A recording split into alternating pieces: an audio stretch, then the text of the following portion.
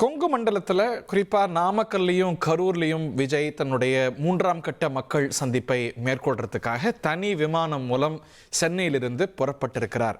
எப்போ இந்த சந்திப்பு திட்டமிடப்பட்டிருக்கிறது? களத்திலிருந்து நாமக்கல்லிருந்து செய்தியாளர் மணிகண்டன் இணைகிறார். மணிகண்டன், என்ன திட்டம்? நீங்கள் பார்க்கக்கூடிய காட்சிகள், சேகரித்திருக்கக்கூடிய செய்திகள் எல்லாத்தையும் விரிவாக சொல்லுங்க. தமிழக வெற்றி கழக தலைவர் 2026 சட்டமன்ற தேர்தலையொட்டி மக்கள் சந்திப்பு பரப்புரைய கடந்த 13ஆம் தேதி திருச்சியிலிருந்து துவங்கியிருந்தார்.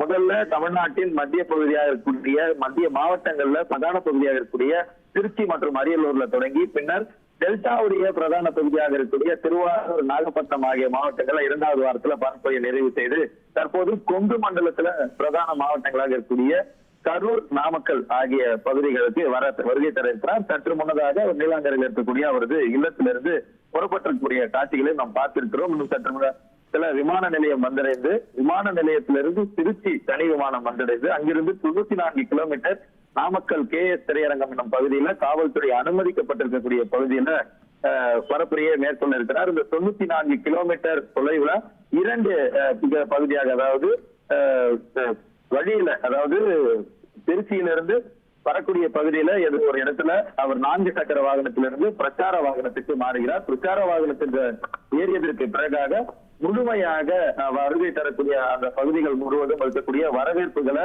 ஏற்றவாறு வருகை தர இருக்கிறார். கடந்த வாரங்கள்ல நாம் பார்த்திருந்தோம், பல்வேறு இடங்கள்ல அவருடைய தொண்டர்களும் ரசிகர்களும் அவர்களால் முடிந்த வெளிப்பாடாக சூலம், வேல், நெற்கதிர், புகைப்படங்கள் உள்ளிட்ட பல்வேறு விஷயங்களை அன்பளிப்பாக கொடுத்திருந்தனர். அந்த அன்பளிப்புகளை ஏற்றிருந்தார். சாட் பேப்பர்களுடன் நின்று கொண்டிருப்பவர்களது சாட்டுகள்ல கையெழுத்திட்டிருந்தார். மலர் மாலைகளை வாங்கி கொண்டார், பூங்கொத்துகளை வாங்கி கொண்டார். இது மாதிரியான அன்பளிப்புகளை அந்த வரவேற்பு அந்த பிரச்சார வாகனத்தில் அமர்ந்து கொண்டே அவர் பெறக்கூடிய காட்சிகளை பார்த்திருந்தோம். அதே போல அந்த வாகனத்துல ஏறியதற்கு பிறகாக கொடுக்கக்கூடிய வரவேற்புகளை ஏற்றவாறு நாமக்கல் நோக்கி விரைவார் என எதிர்பார்க்கப்படுகிறது.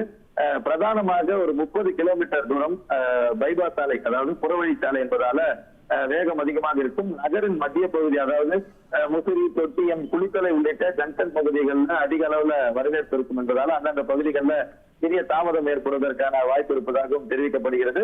அதனைத் தொடர்ந்து நாமக்கல் நகருக்குள் வரும்போது நாமக்கல் நகரின் மைய பகுதியிலிருந்து, அதாவது நுழைவு பகுதியிலிருந்தே அவருக்கு வரவேற்பு அளிக்க நாமக்கல் மாவட்ட நிர்வாகிகள் ஏற்பாடுகளை செய்திருக்கின்றனர். நாமக்கல் முழுவதுமாகவே பேனர்களும் தமிழக வெற்றி கழக கொடிகளுமாகவே பார்க்கப்படுகிறது. காவல்துறை வரவேற்பு அளிக்கக்கூடாது, ரோட் ஷோ நடத்தக்கூடாது, பட்டாசு வெடிக்கக்கூடாது, பேனர்கள் பெரிய அளவுல மாவட்ட நிர்வாகம் சார்பில் அனுமதி கொடுக்காமல் வைக்கக்கூடாது என்று தெரிவித்திருந்தாலும் கூட நகரின் முழுமையான பல்வேறு பகுதிகளில்